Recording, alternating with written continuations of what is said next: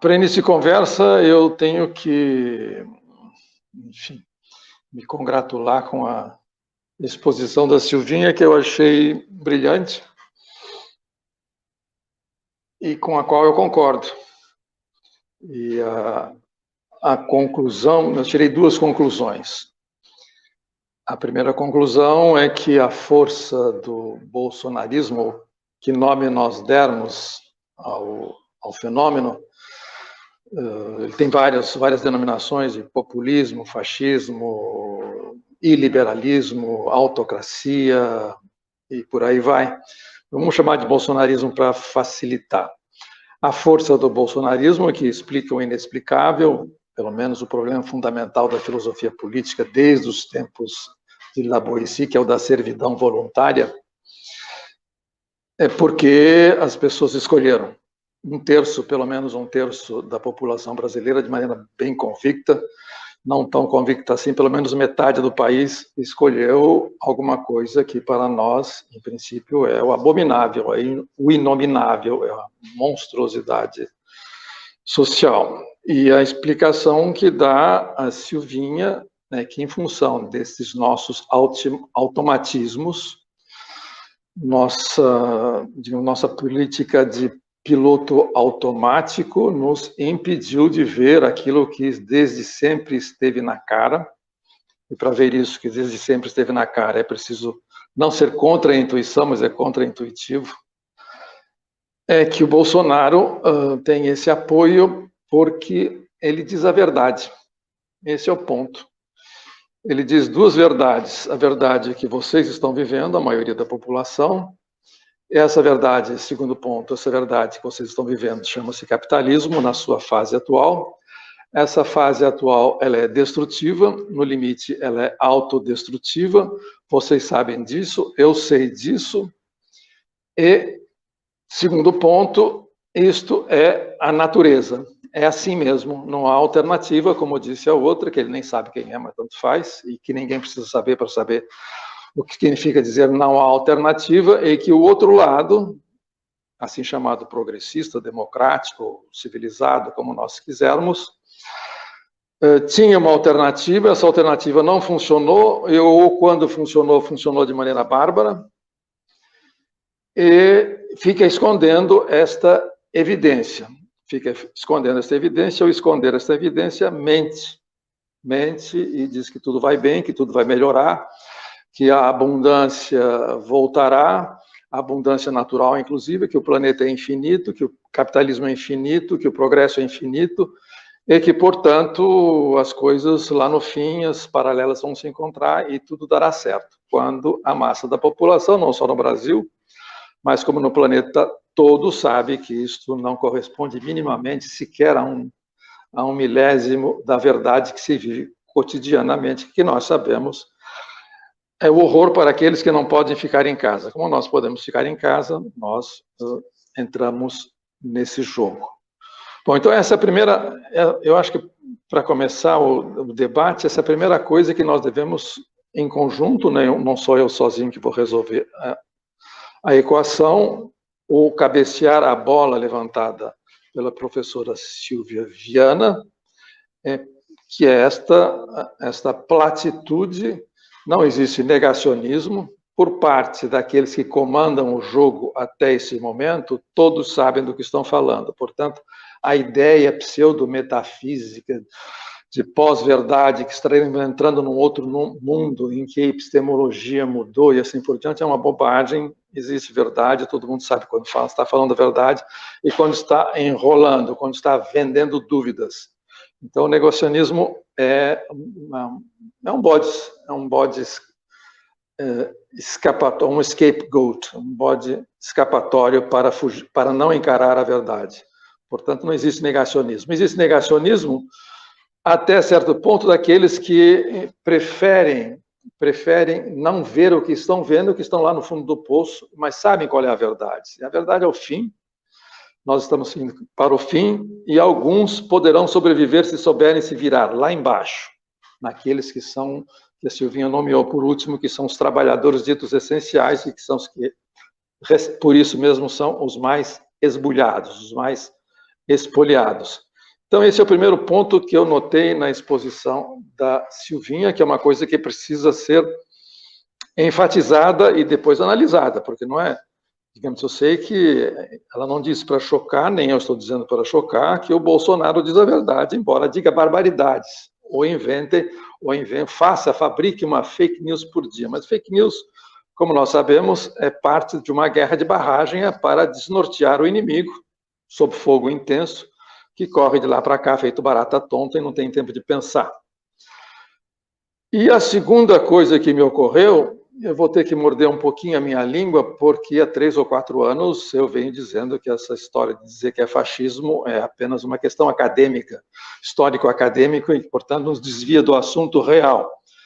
Mas há uma semente de verdade nessa caracterização como fascismo, porque uma das coisas que o fascismo fez nesses momentos de crise, e essa crise tem que ver com o capitalismo de crise, é mobilizar, engajar, arregimentar e fornecer convicções para aquilo que se vai fazer.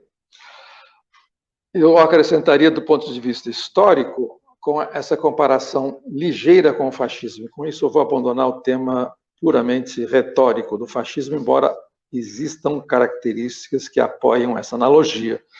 E é sempre bom, necessário, voltar ou continuar estudando o que foi o fascismo histórico.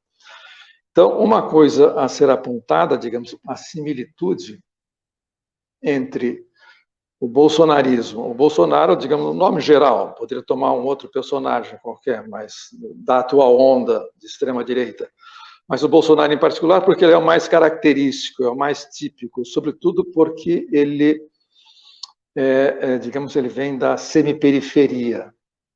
E, portanto, há verdades nesse aspecto que nós podemos, mais adiante, aprofundar. Quando a Silvinha diz, e eu concordo, o Bolsonaro, ele mobiliza, ele engaja, ele arregimenta e ele manda a guerra, e as pessoas vão à guerra, eu digo que ele está dizendo a verdade, é a mesma coisa o Hitler, para dar um nome ao nazifascismo. O Hitler dizia exatamente o que ele ia fazer, caso chegasse lá. Não enganou ninguém, e não enganou ninguém. Ele diz absolutamente a verdade. Não só o Mein Kampf, a minha luta, mas tudo que ele disse, os discursos, ele diz perfeitamente o que ele ia fazer. Ele ia escravizar a Europa, ele ia colonizar a Europa, ia exterminar os eslavos, judeus, comunistas, assim por diante, c'est la va de soi. Não está novidade. A novidade está na colonização da Europa, isto é, eu vou fazer um programa de modernização acelerada através da colonização, porque não existe mais terra, não existe mais território a ser colonizado no resto do mundo. O assim chamado Ocidente, ou as potências imperialistas centrais já fizeram o serviço, para nós sobrou apenas a Europa. Eu vou tratar os bons europeus como vocês, bons europeus, trataram africanos, asiáticos, latino-americanos e por aí vai. Portanto, é isso que vai acontecer. É uma grande operação de colonização do último espaço que sobrou, que é o meu espaço vital, Europa Oriental, Europa Central e Europa Ocidental, que colaborará comigo. E por que ela vai colaborar comigo, que estou dizendo a verdade nesse sentido? O capitalismo chegou a um ponto em que só poderia sobreviver nesse sentido. Vai colaborar comigo porque eu lhe estou prometendo um suplemento. Esse suplemento, ao encarar essa verdade, é que vocês participarão, dizia em primeiro lugar aos alemães, arianos, obviamente, e depois aos bons europeus da Europa Ocidental.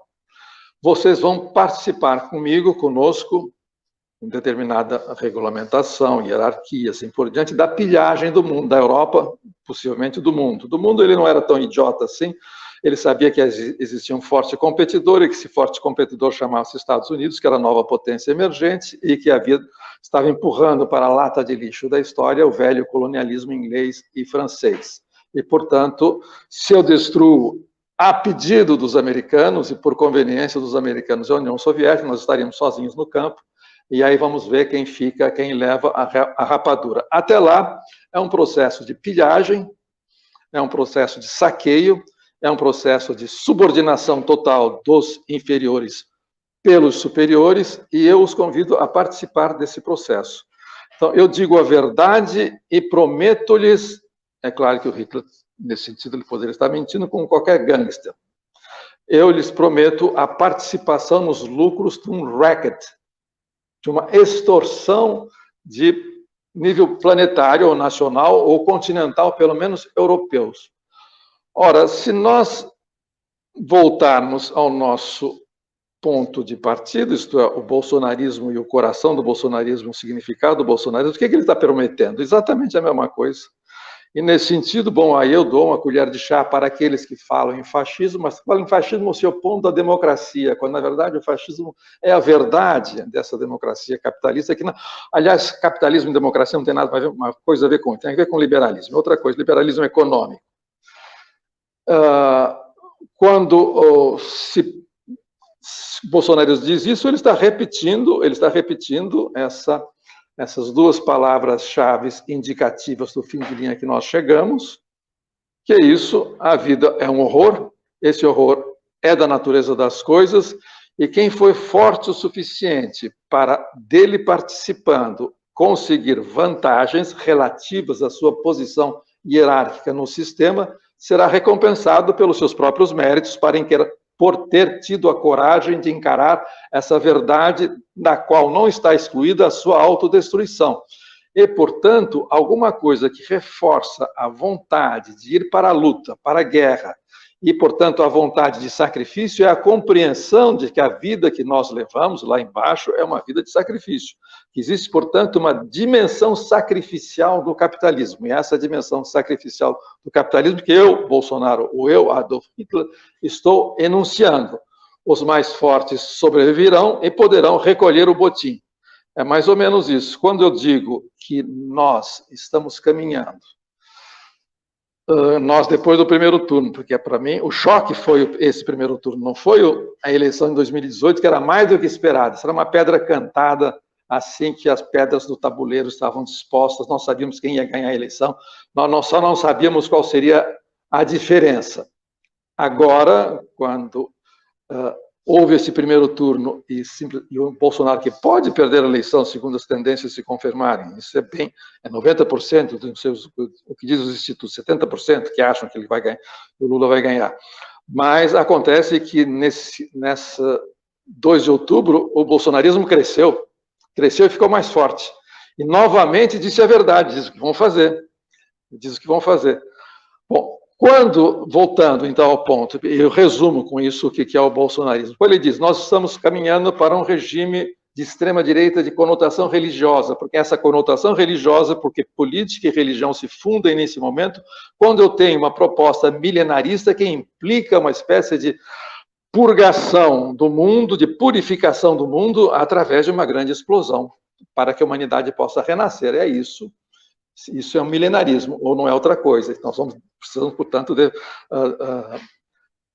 vencer o anticristo. Portanto, nós estamos nos caminhando para uma república cristã fundamentalista de extrema-direita, e essa república cristã fundamentalista de extrema-direita, ela está associada em regime de condomínio ao assim chamado crime organizado. Portanto, eu estou lhes prometendo, aqueles que forem bons empreendedores, mirem-se no empreendedorismo de sucesso nesse país, que é o dito crime organizado, ou seus assemelhados, vocês participarão desse mesmo botim nas suas pequenas ou microesferas de influência até a maior, chegando a Brasília. Mas, na verdade, é um racket, é uma extorsão, é um botim, é uma pilhagem que será facilitada pelo aparelhamento institucional renovado, que eu vou lhes oferecer uma vez reeleito, ou se não for reeleito, a pressão que nós vamos fazer de tal monta que isso vai acabar acontecendo, de modo que esforcem-se, tenham coragem, enfrentem a morte, vão à luta, trabalhem até a morte ou trabalhem até a sobrevivência, que vocês serão recompensados, ou pela mera sobrevivência enquanto tal, por se trata de um sacrifício, e esse sistema econômico é sacrificial, ou então a participação na pilhagem. Então nós todos vamos pilhar das periferias até a Amazônia. Todos seremos garimpeiros ilegais, madeireiros ilegais, agronegócios propriamente ditos, e por aí vamos. e por aí vamos. Então, uma sociedade de empreendedores, de cunho religioso, de extrema-direita, em parceria com o crime organizado, é isto, é a verdade. É isto que o primeiro turno anunciava, é isto que mesmo a vitória do Lula diz que afirma que é a tendência de uma pós-sociedade, como o Brasil, que é uma pós-sociedade, não somos mais uma sociedade, nós somos um monstrengo social ainda a ser decifrado, analisado, com cuidado, para ver onde é que, se existirem, porventura, saídas de emergência. Então, essa a lição das duas verdades que eu extraio da exposição preliminar da Silvinha. Isto é, o homem contra a verdade. Essa verdade, ela é autodestrutiva, e essa verdade, ela também mobiliza, por isso ela mobiliza, ela engaja nesse sentido de fim de linha, e tem alguma coisa que ver com a extorsão, com a pilhagem, que pode acontecer e vai acontecer, não é apenas lá no fundo do poço da sociedade brasileira, ela está acontecendo, já está acontecendo há um bom tempo,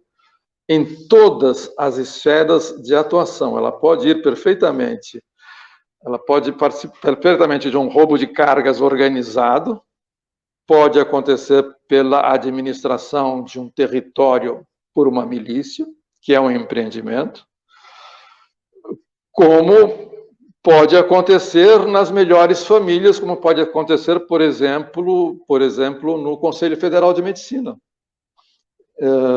Na pandemia, nós não tivemos de um lado a ciência e de outro lado os negacionistas. Nós tivemos, de um lado, vamos chamar profissionais, mais ou menos, profissionais, digamos, leais à sua fé de ofício, e, de outro lado, nós tivemos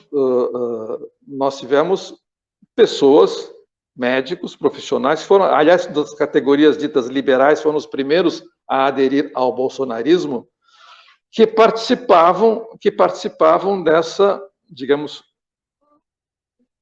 dessa extorsão, desse deixar o barco correr, que parecia indiferença, falta de humildade ou compaixão, ou coisas semelhantes, mas que participam desse sistema de prepotência, de dominação dos subordinados, e que, portanto, deixavam o bicho pegar feio, comer, entregava as traças, de modo que eu não vejo muita diferença, não há diferença. A contaminação, ela é generalizada. Então, essa é a primeira verdade. E a segunda é essa semelhança histórica com o fascismo histórico, que é eu neguei sempre durante um bom tempo, mas recuo nesse momento, pelo menos mordo uma pontinha da língua, dizendo que existe semelhança. Bom, dito isto, eu acho que, concordando com esses dois pontos fundamentais da Silvinha, podemos partir para o debate. Eu apenas acentuo novamente que o mais assustador foi o primeiro turno deste ano e não o resultado de há 4 anos atrás, porque nós não imaginávamos, enganados ou não eram enganados pelos institutos de pesquisa que fizeram direitinho, eles acertaram o score do Lula. Nós nos auto-enganamos, nós não percebemos a avalanche, o significado disso, a avalanche, o crescimento do bolsonarismo e o que se tem em mente. Eu não digo projeto é uma palavra antiga para um tipo de sociedade que não existe mais.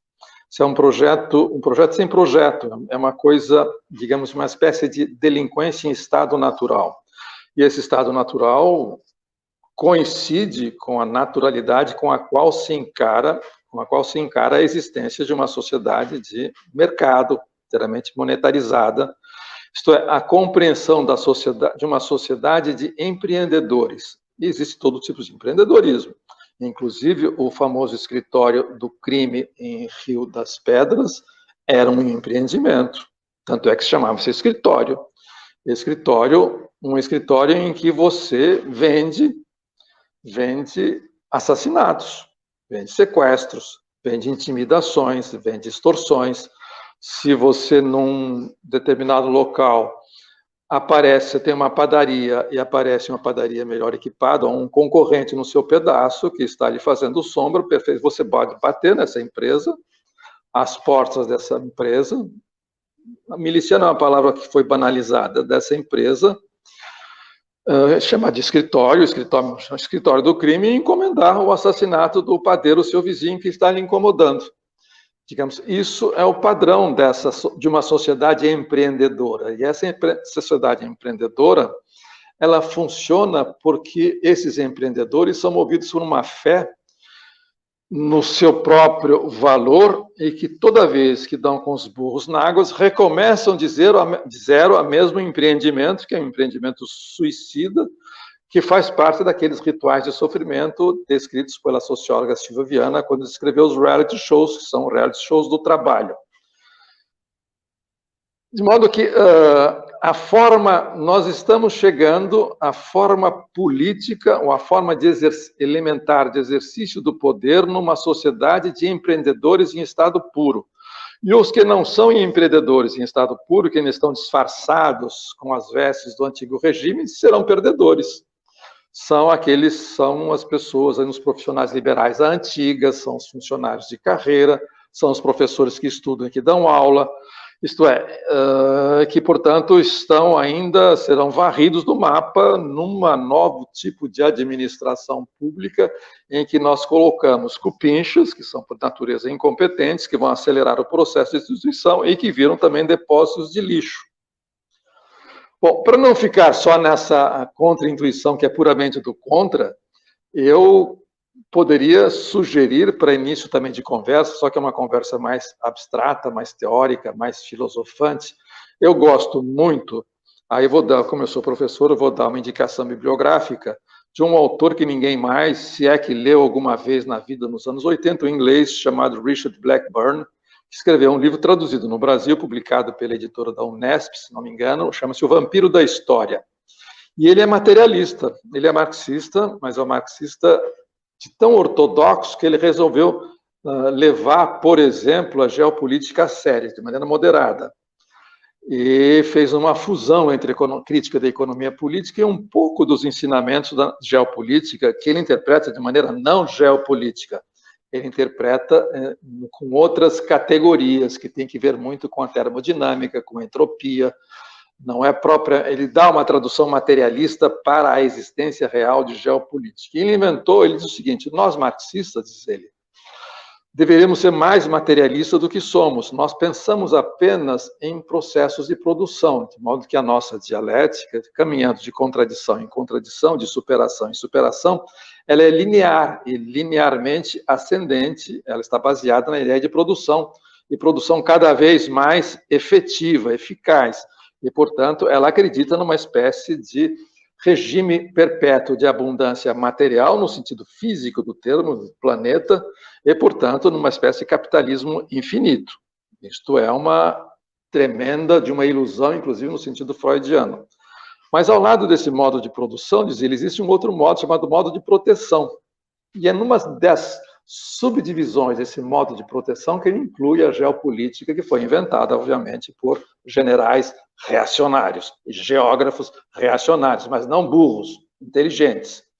E esse modo de destruição, diz ele o seguinte, esse modo de destruição, só para dar uma nota otimista, assim, mais fofa, mas embora seja sombria, por esse marxista, digamos, que é materialista por excesso de materialismo.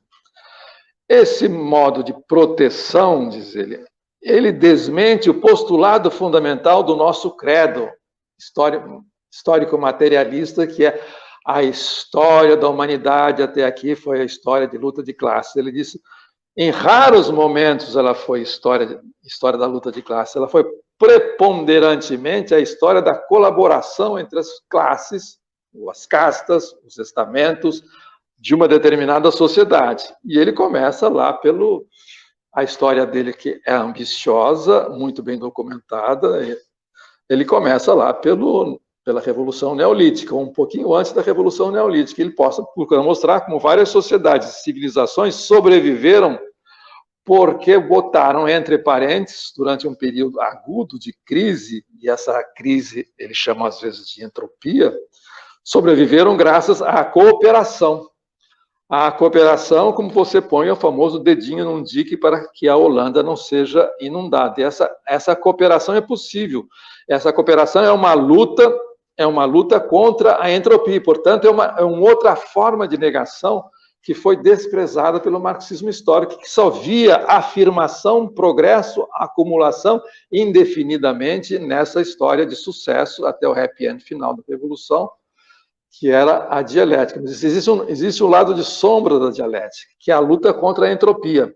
E essa luta contra a entropia, ela pode, em determinadas circunstâncias, provocar convergências inesperadas entre classes até então, por definição, antagônicas, de explorados e exploradores. Eu não estou propondo uma espécie de reedição do filme da Metrópole do Fritz Lang. Não é bem isso que eu estou propondo.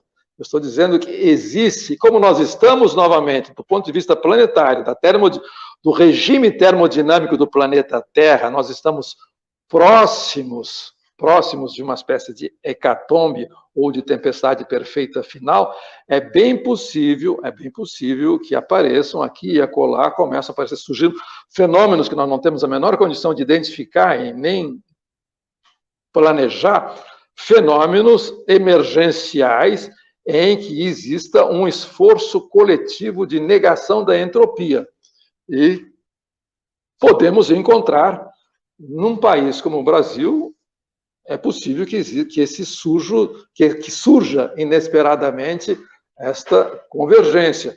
Veja só, que não aplica ou que não mobiliza as teses tradicionais de explicação, de compreensão das sociedades ditas normais, entre aspas, que são as sociedades de classe do regime capitalista clássico, normal, que nós imaginávamos ter conhecido, quando, na verdade, nós conhecemos apenas uma exceção dos 30 anos do pós-Segunda Guerra Mundial e achávamos que aquilo era natural, era normal. Tanto é que os assim chamados neoliberais disseram que aquilo era contra a natureza do capitalismo, que cedo ou tarde ia acabar o dinheiro e que nós voltaríamos à guerra social de sempre.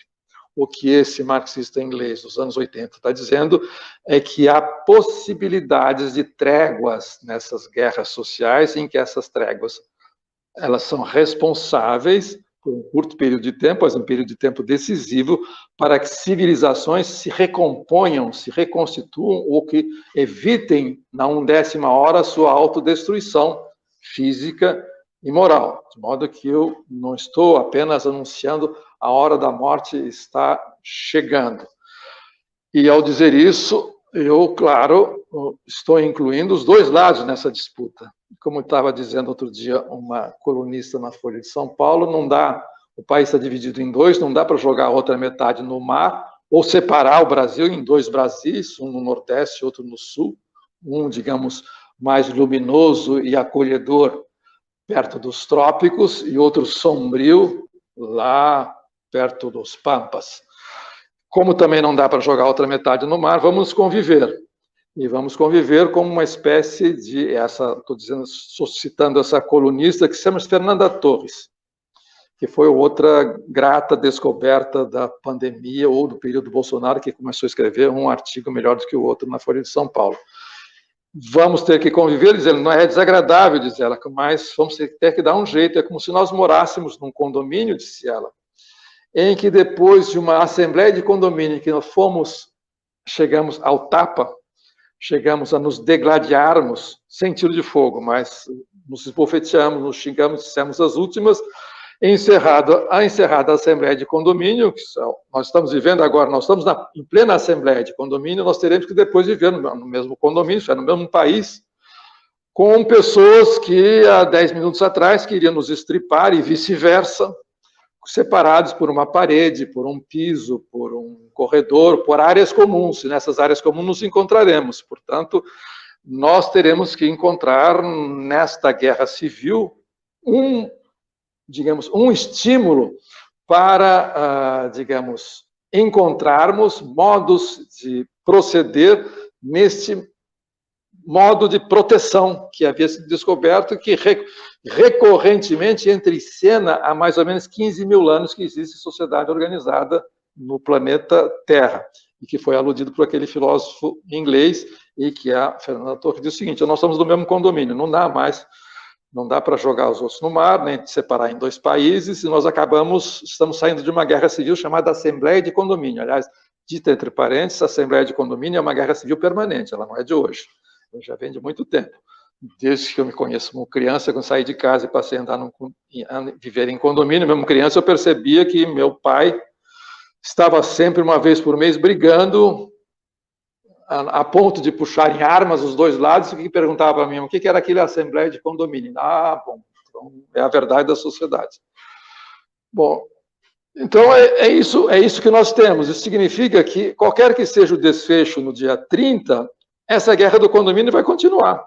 E o outro lado, não por acaso, está mais forte do que o nosso lado.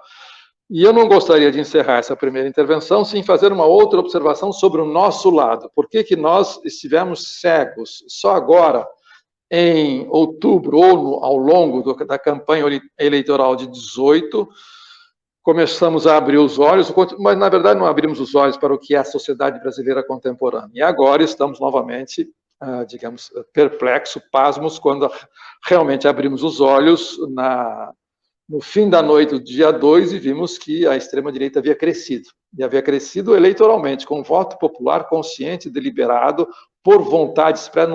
Essa bobagem de manipulação por fake news, por favor, isso desonra a inteligência dessas pessoas que se dizem de esquerda. Progressistas, vá lá, progressista acredita em qualquer coisa, mas inclusive em progresso. Mas de ser de esquerda e acreditar que se manipula massas, o Hitler não manipulou ninguém, não. As votações do partido nazista eram monstruosas, como eram as da social-democracia e como eram também a do Partido Comunista. Ali ninguém manipulou ninguém.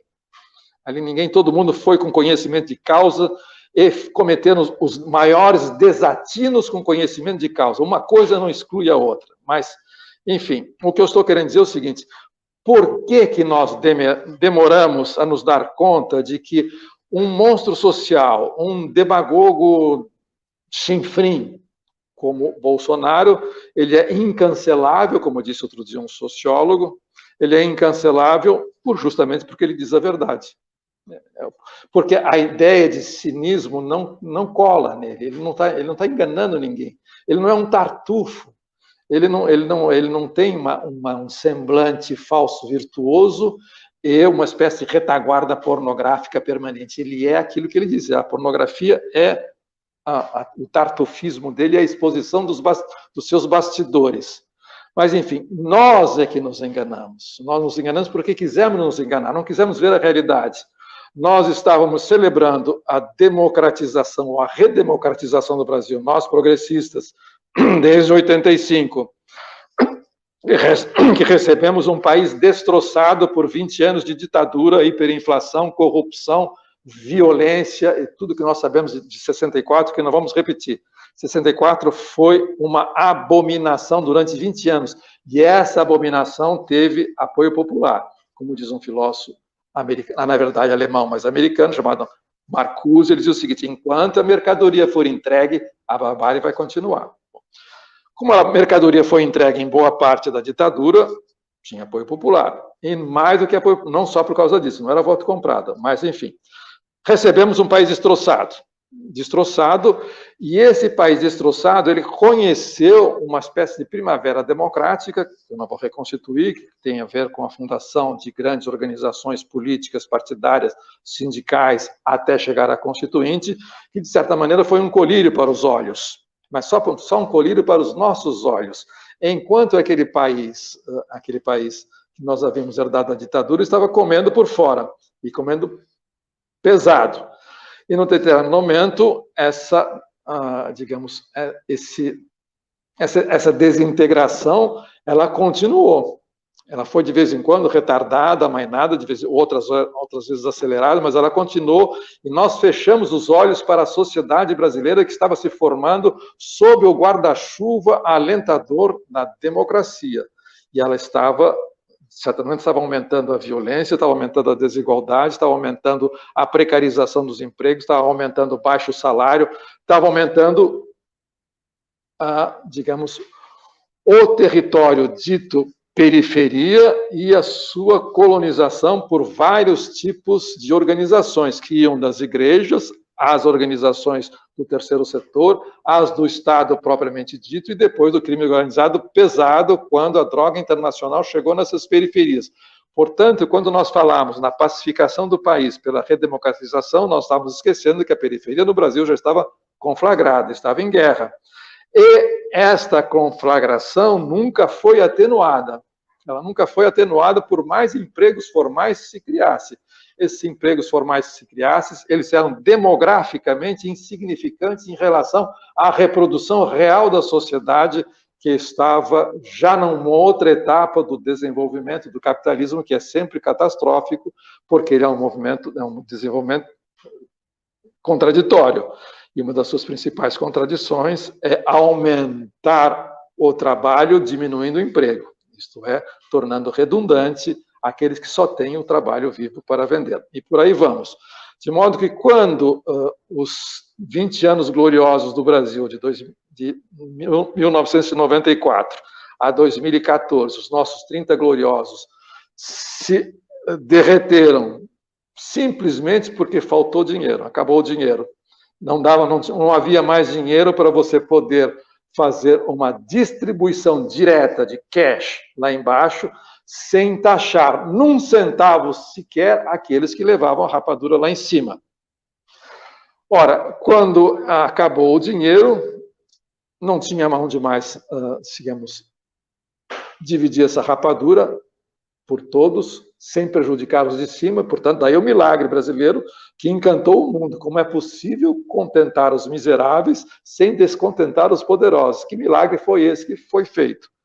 Esse milagre acabou por falta de dinheiro, e aí a verdade apareceu. E essa verdade apareceu, e por que ela mobilizou metade do país? Por que ela mobilizou 50 milhões e agora 60 milhões de eleitores? Porque nós continuamos uma mentira, dizendo que tudo ia bem, quando na verdade, as coisas estavam indo cada vez pior lá embaixo. Com cada vez mais trabalho intensificado, ou viração intensificada, sem emprego.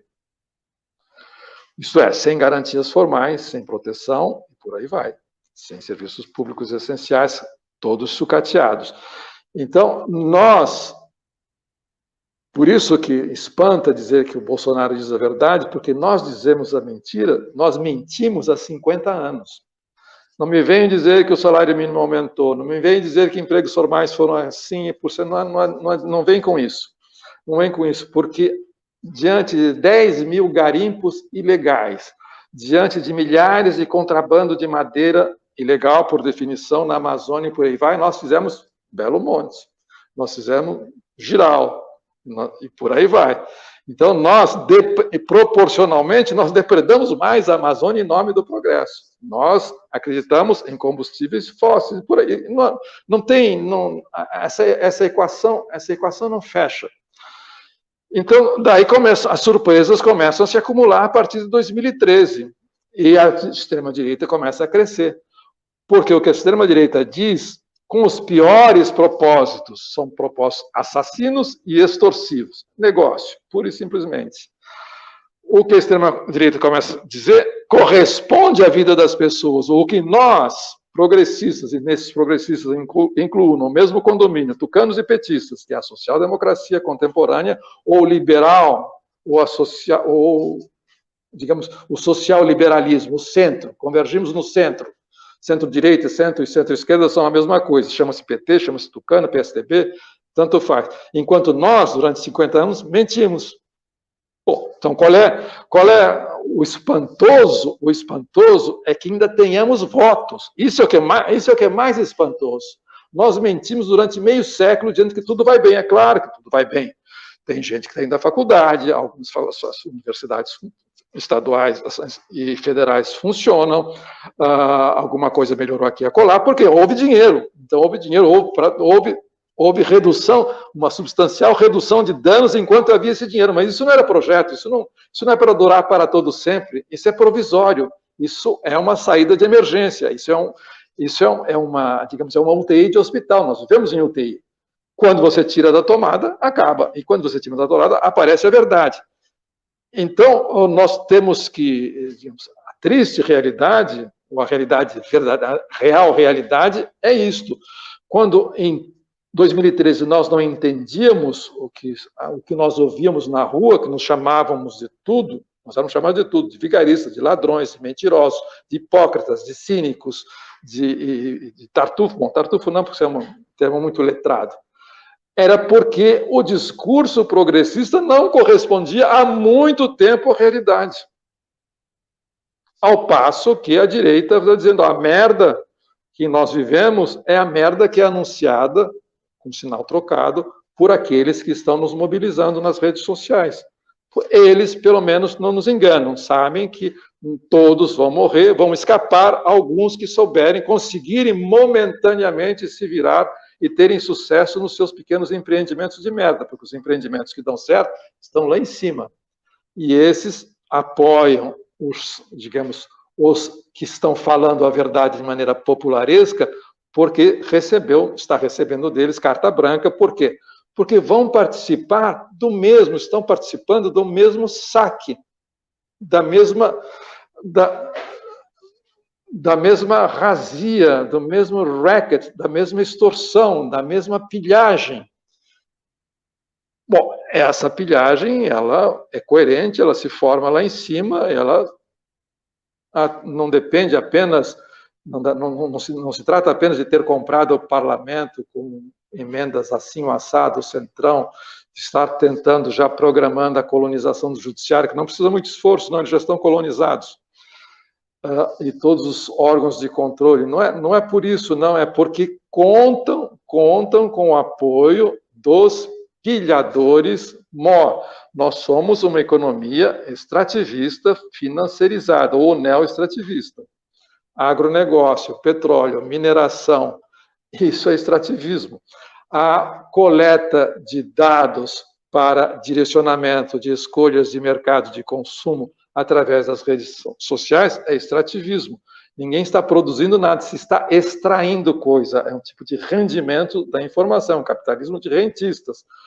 Ora, são esses que, lá em cima, que se puxam os cordões. Não é manipulação, não, são os cordões da acumulação. Se esse regime não fosse funcional, ele não duraria 48 horas. O homem não está aí, desde que ele assumiu o poder, porque o bundão do Rodrigo Maia na presidência da Câmara não fez nada. Não é porque o Arthur Lira, por causa de alguns trocados, está sentado em 100 pedidos de impeachment. Não é porque o Senado é isso ou aquilo. Não é porque a Procuradoria-Geral da República é encabeçada por um engavetador. Não é por causa disso. Isso poderia desaparecer num estalar de dedos em 48 horas, assim que a turma lá de cima assim o decidisse. E não o decidiram, estão em dúvida até o último momento. Tem alguns que estão arrependidos porque a disfuncionalidade está sendo exagerada e nós precisamos corrigir o rumo. E qual é o metro? Já que estamos entrando na conjuntura, se é de conjuntura que queremos falar, qual é o metro para esta correção de rumo? É o governo Temer. É o governo Temer. É o teto de gastos, é a reforma trabalhista, é a reforma da Previdência, isto é, era o programa daqueles que botaram a presidenta Dilma para correr. Porque, bom, isso já são outras razões que nós podemos discutir mais adiante, e que não tem nada assim de épico, como um golpe de Estado, como no tempo da Guerra Fria. Não, era outra coisa. Ela foi apeada porque o partido dela estava ficando muito forte, estava ganhando uma eleição atrás da outra, e um partido como os tucanos, naquele momento, o PMDB não pode ficar mais de 8 anos ou 12 anos longe da rapadura. Ninguém sobrevive a isso. E, portanto, o contrato não assinado entre os dois grandes condôminos não foi respeitado. Então, é hora de ir embora. E nós vamos entrar com o nosso programinha, que é um suplemento de vocês. Um é mais liberal, outro é mais social, mas as coisas se equilibram no fundo. Então, A conclusão, se nós quisermos uma conclusão bem vulgar, bem assim de bastidor de colunista político, é o seguinte: eu gostaria de saber, não vi em nenhum lugar, ninguém explicou por que o Supremo Tribunal, que foi lavajatista durante um bom período de tempo, da noite para o dia descobriu que o Guarujá e Atibaia não ficavam no Paraná. E nesse momento, não, mais 10 minutos, não, eu já encerro agora. Nesse momento, soltaram o homem. E nós achamos, os eternos iludidos, os eternos progressistas, os eternos cegos para o processo real social, nós achávamos que soltaram o homem para ele pôr ordem na casa. Para ele pôr ordem na casa, na desordem que eles mesmos aprontaram lá em 2015. Agora, nós podemos perguntar se não exageraram na dose, como é que esse pequeno barbudo, praticamente sem voz, sozinho, vai poder pôr ordem na casa. Óbvio que é um jogo tão primário, assim como os milicos, dos quais não falamos ainda, são protagonistas dessa novela, senão meu tempo, eu teria que esgotaria rapidamente meu tempo. Assim como os milicos acharam que o capitão, o tenente reformado que virou capitão, que era, na visão deles, um péssimo militar, era a única carta que nós tínhamos na manga para impedir a vitória de tudo aquilo que não presta nesse país, encarnado pelo barbudo, sem um dedo, sem voz, voltasse ao poder, porque ele ganharia a eleição em 2018. Então, recorramos a esse capitão e depois nós colocamos um cabresto nele. Isso nunca deu certo. Já não deu certo na República de Weimar, não era agora que daria certo.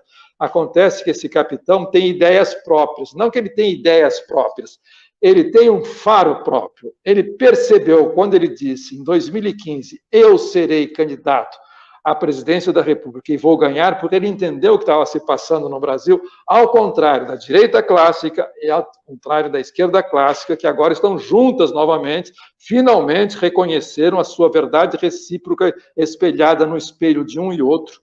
Estão formando um novo partido, e esse novo partido ele existe nas nuvens, porque a base social desse partido está lá embaixo, nos céus, puxando os cordões. E nós não sabemos em que direção eles estão puxando esses cordões. Mas, enfim, ninguém explicou por que resolveram tirar o homem, desencarcerar o homem. Bom, desencarceraram porque seria o único que poderia nos livrar desta figura maléfica que tem ideias próprias, que é o Bolsonaro. Tem ideias e projetos próprios. Não é projeto de país, projeto de nação. Por favor, não me usem mais a expressão projeto de nação. Qual é o seu projeto de nação? Qual é o seu projeto de país? Por favor, me poupem. Bom, então ele foi desengaiolado para corrigir essa distorção, de modo que nós possamos depois, daqui a 1, 2, 3, 4 anos, pode cumprir todo o mandato, se ele vai fazer tudo direitinho, imagina, mas não precisa nem pôr cabresto, coitado, não tem, está sozinho, absolutamente sozinho, sem poder nenhum. Uma vez afastado o capitão, mas não contaram que os capitaneados são a maioria hoje. Bom, esse é outro detalhe. Uma vez afastado o capitão, nós voltamos com o nosso projeto ortodoxo, que é ortodoxo aonde? Quem acredita ainda nessa ortodoxia no resto do mundo? Nem nos Estados Unidos, nem na Europa Ocidental, em lugar nenhum. Que era o projeto Temer, que foi posto a fundo, imaginando que vão voltar. E vão fazer a triste descoberta de que o único partido político que os representa é esse que vai nascer possivelmente no dia 2, no dia 30 de outubro, é um partido novo, que nós podemos chamar de PTSDB, que não tem, digamos, que precisa procurar ainda a sua base social, porque a direita foi pulverizada, ela foi totalmente engolida, hegemonicamente engolida pela extrema-direita.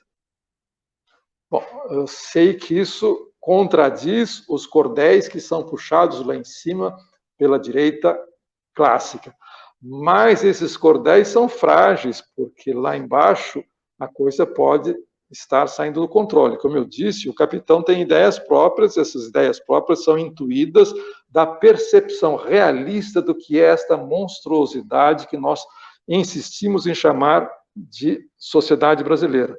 Vocês me dirão, todo mundo me dirão, e eu vou votar nele, obviamente, no dia 30, que o Lula também tem ideias próprias, só que as ideias próprias do Lula já eram falsas quando elas tinham vigência há 30 anos atrás. Não é à toa que o Lula ele não só pode falar outra coisa, ele só pode se rememorar aquilo que ele imagina ter ocorrido há 20 anos atrás, ou no início dos anos 2000. E que revelou-se pela métrica do ter ou não ter dinheiro, uma ideia de fôlego curto. Isto é, a campanha chegou ao ponto em que chegou, está discutindo satanismo, canibalismo, pedofilia, assim por diante, primeiro porque é uma estratégia, aí sim, militar, feita por um Estado-Maior inteligente. É uma estratégia eleitoral bem pensada, mas o outro lado está subordinado a essa estratégia, porque, infelizmente, isso, eu me incluo dentro disso, não me incluo fora, não, me incluo dentro. O outro lado, nós não temos, aí sim, um nós bem abrangente, não temos a menor ideia do que dizer, do que falar nesta hora que atravessa o mundo, e é um mundo, uma hora de guerra, a guerra mundial. A guerra não está circunscrita à Ucrânia. A Ucrânia está levando bomba em cima. A guerra é mundial. Chamamos de Guerra Fria 2.0, 3.0, com 3 vértices ou assim por diante, mas é uma guerra que está sendo travada no mundo inteiro e no Brasil é uma guerra social. Nós não temos uma miserável ideia. E essa ideia não é questão de não ter, digamos, compreensão sociológica, política, econômica de como marcha o mundo contemporâneo. Ideia significa no sentido mais entranhado possível. Não temos ideia, ideia é alguma coisa que precisa ser suscitada na imaginação das pessoas quando nós percebemos corretamente o que temos na nossa frente. E nós não temos nenhuma percepção correta da sociedade, entre aspas, brasileira que nós temos na nossa frente. E que considera, não digo com normalidade, ou com indiferença de quem, de certa maneira, reconhece que o matadouro é isso mesmo, que é a totalidade digamos, do conjunto da população brasileira. Nós imaginamos que o voto, digamos, lulista desse momento é um voto, é claro que é um voto que vai dar um respiro para que as pessoas pensem um pouco melhor nas próximas semanas ou nos próximos meses. Muita coisa vai ocorrer entre novembro e dezembro. Mas não é um voto inspirador.